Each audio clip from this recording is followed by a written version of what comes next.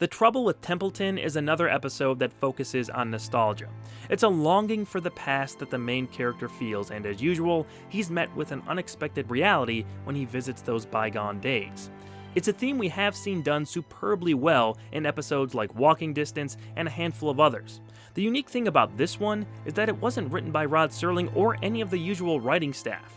E. Jack Newman was a prolific television writer at the time and had a long career after this. He was a friend of producer Buck Houghton, and while it's his only credit on the series, Newman came up with a story that he wrote in a single day that fit right in with the softer side of the Twilight Zone. Veteran stage actor Booth Templeton lives the life of an aging star. His much younger wife flaunts her affairs right in front of him as he takes hourly medication and often thinks of his first wife, who died decades ago at just 25 years old. He's brought to a theater on the first day of rehearsal for his new play when he finds out the producer of the show has switched directors. The new man in charge is named Arthur Willis, and he's more autocratic than auteur. After chewing out Templeton for being late, Booth rushes out of the theater to find himself transported back to the year 1927. He's well known by the people he sees since he was a young rising star in those days. Templeton is told by an old friend of his from back then that his wife is waiting for him at a local speakeasy. Incredulous, he goes to meet her. You can tell that there was some real fondness for the material by the people who made this episode.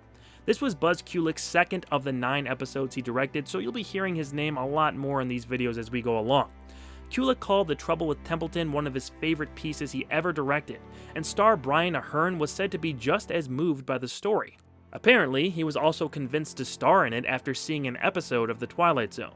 With that knowledge and understanding the tone of the show, the second time he read the script made it all click. Another recognizable face is that of well-known director Sydney Pollack.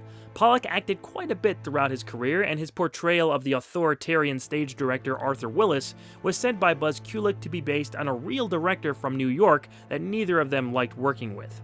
The character's southern accent was the main attribute pulled from this mutual acquaintance. The last two are related and dependent upon the first. Therefore, the first day of rehearsal is an extremely important date. This kind of story had definitely been done better on this show, but there is an authenticity to The Trouble with Templeton that makes it very watchable and sympathetic. Brian Aherne's sophisticated yet yearning performance draws us in, as we're rooting for Booth after the story about his first wife. There are some moments in life that have an indescribable loveliness to them. Those moments with Laura. All I have left now. When Templeton enters the speakeasy in 1927, it's a real visual achievement. Actually, everything from here on out is pretty top-notch.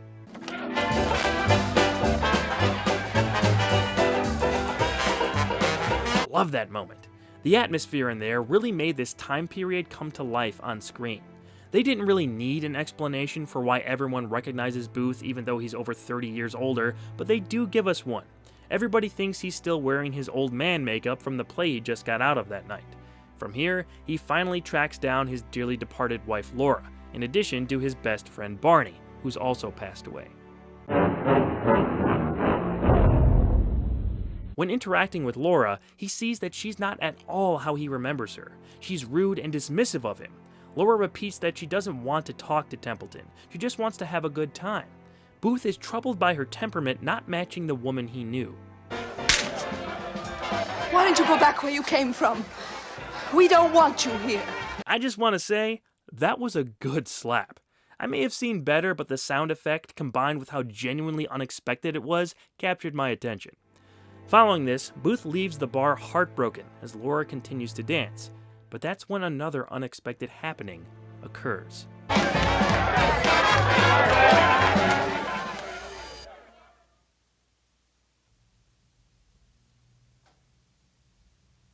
That was all done in one take, and it's startling but visually comprehensible when it comes to the story.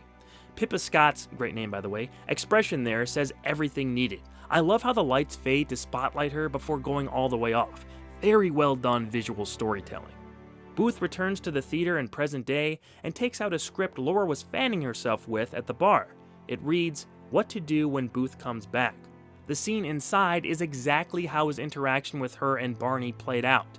They were acting so he wouldn't stay in the past and move on with his life in the future. With a new pep in his step, Booth takes charge and confidently enters the rehearsal, telling the younger director that he'll show him some respect before requesting that the producer leave so he can get to work with the cast.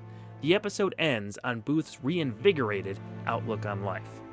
There's more to like about The Trouble with Templeton than just a well-executed nostalgia story. It has good performances and a pair of great visual moments.